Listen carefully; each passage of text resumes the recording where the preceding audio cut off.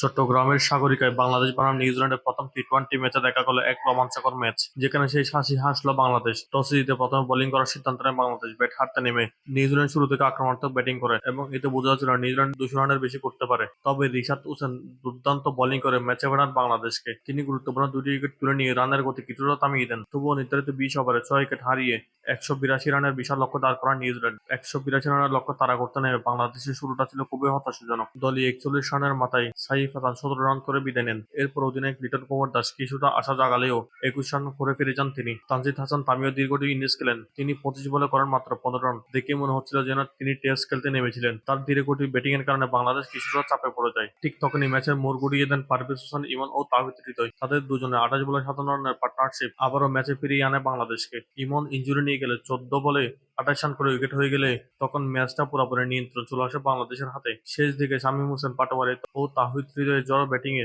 দ্রুত রান উঠতে থাকে। শামীম পাটোয়ারি 13 বলে 31 রানের দুর্দান্ত ইনিংস খেলেন আর তাওহিদ হৃদয় খেলেন ম্যাচ জয়ী 51 রানের দুর্দান্ত ইনিংস। তাদের দুজনের অসাধারণ ব্যাটিং এ 2 ওভার হাতে রেখে 6 উইকেটে জয় তুলে নেয় বাংলাদেশ। আজকের ম্যাচে জয়ের নায়ক ছিল তাওহিদ হৃদয়। তার জড়ো ইনিংসের কারণে বাংলাদেশ এই জয় পায়।